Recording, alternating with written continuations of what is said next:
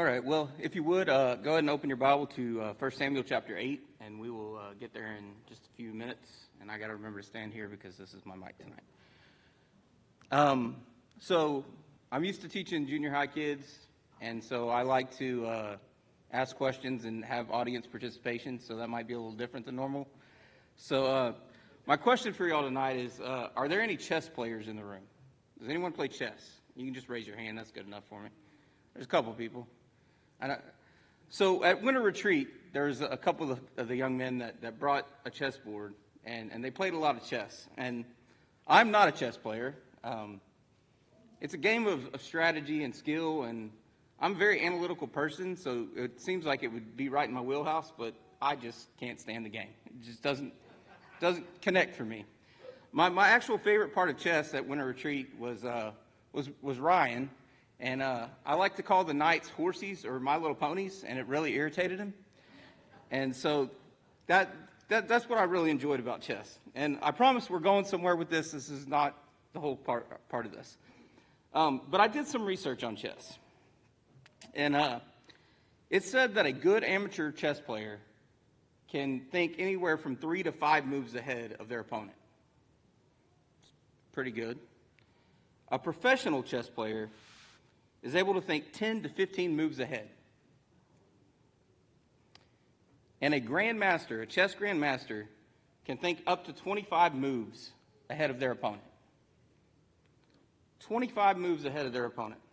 So, now that I've told you I'm not a chess player, and some of you that are chess players, if I challenge you to a game tonight, you take me up on that, because you know you're about to put a whooping on me. Right? But what if I had a professional helping me? What if I had a professional directing my moves? Would you still challenge me? Maybe. Right? Maybe you want to know, well, how do I rank against a professional? How do I stack up? Right? But if I had a grandmaster, chess grandmaster, directing my moves, would you still challenge me? Probably not, because it would be foolish.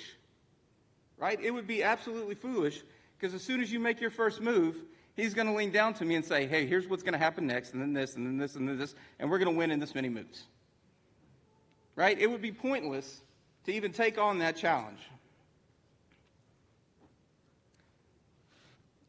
So, again, we're not here just talking about chess, but I just wanted to set that up because in 1 Samuel chapter 8, we have the children of Israel coming to Samuel.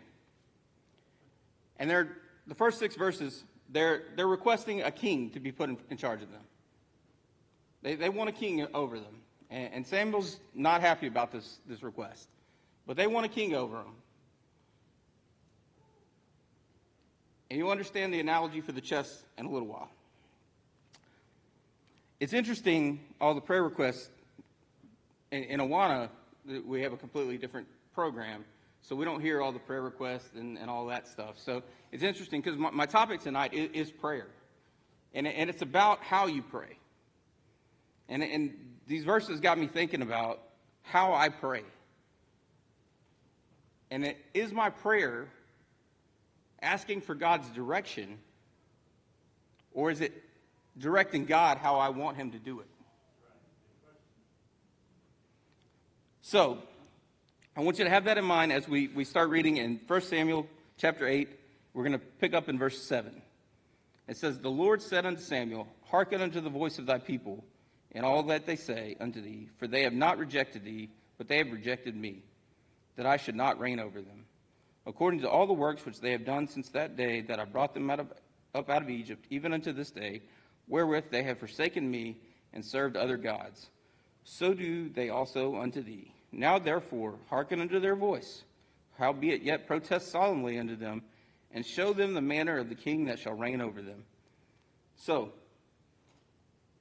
Samuel's gone to God. He said, they want a king. I told them it was a bad idea. They want a king.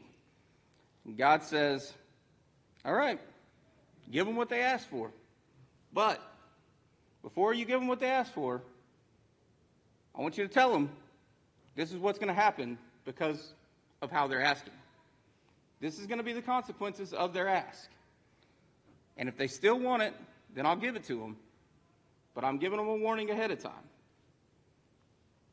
So, verse 10, and Samuel told all the words of the Lord unto the people that asked of him a king. And he said, this will be the manner of the king that shall reign over you.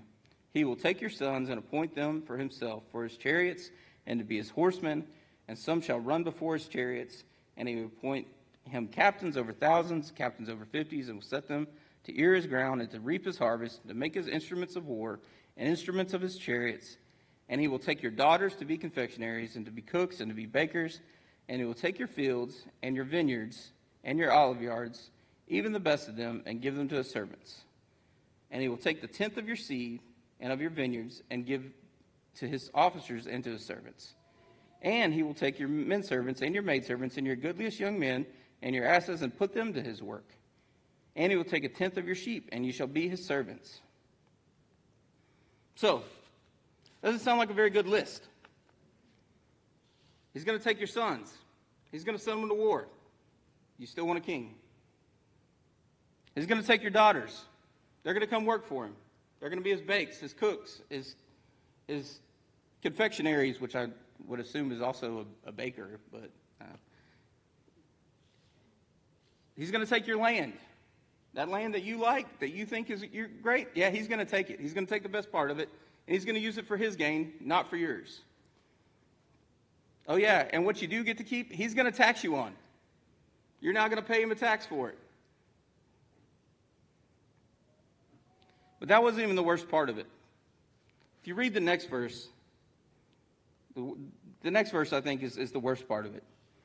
And ye shall cry out in that day because of your king, which ye shall have chosen you, and the Lord will not hear you in that day. He has laid out this warning to them. You're asking me for a king. I'm saying, if you really want this king, this is what's going to happen to you.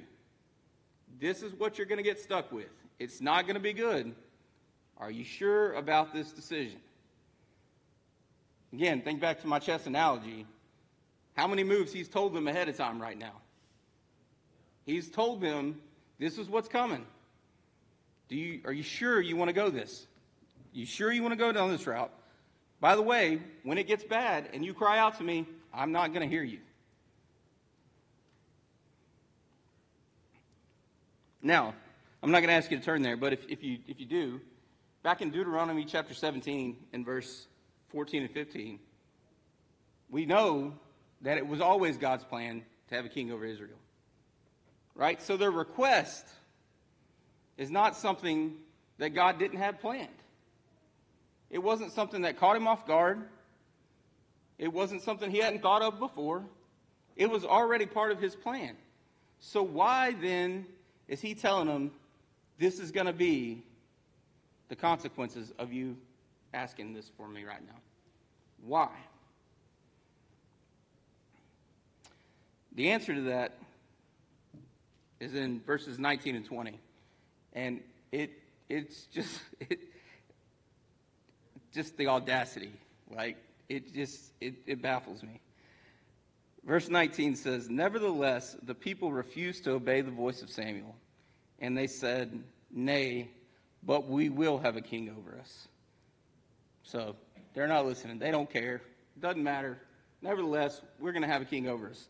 But verse 20, they give their reason why. That we also may be like all the nations, and that our king may judge us and go out before us and fight our battles. See, before this, they had judges, but God was their king. God reigned over them. Right? Their purpose for wanting a king wasn't because God wanted them to have a king. Their purpose for wanting a king was so they could be like everyone else. They wanted to be like every other nation. They wanted to be like everybody else. Well, what's the point of God's chosen people? To be a light to the world. Right? So if you're like everyone else, you're not doing what God's will is. I found that so interesting that the whole purpose for their request was so they could be like everyone else. It came from selfishness. It came from an arrogance. It came from a not wanting really what God's will is, but God, we want to just blend in. We want to be like everybody else. We don't want to stand out.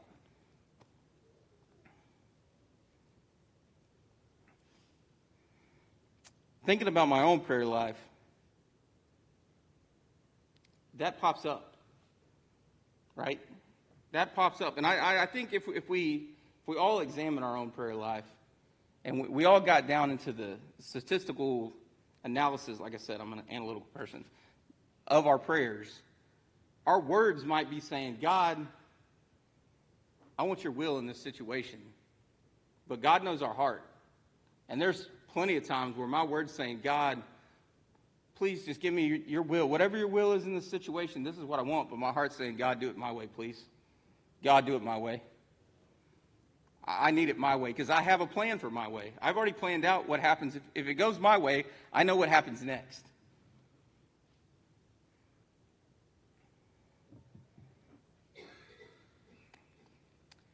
They wanted to be like everyone else. It came out of selfishness and wanted to be like everyone else. So I got done extremely fast tonight. Wow. My point is, and thinking back to the chess analogy, is God knows the next 25 moves of your request. He knows if you go his way, what's going to happen. He knows if you go your way, what's going to happen. So, when we make a petition before the Lord, when we bring something to him, make sure that you're coming with the right heart. Make sure you're coming with a heart that's actually seeking his will and trying to get his direction instead of trying to give him directions. He doesn't need our directions. He's figured everything out way, way, way before us. I'm thankful that he doesn't hold me accountable to all my prayers. I'm thankful that he doesn't just give me what my heart's telling him when I pray. He's probably kept me from more trouble than I would even know. And my prayer is that hopefully something I said tonight will have you all examine similar sentiments in yours. And I'm going to ask my dad to pray to dismiss us.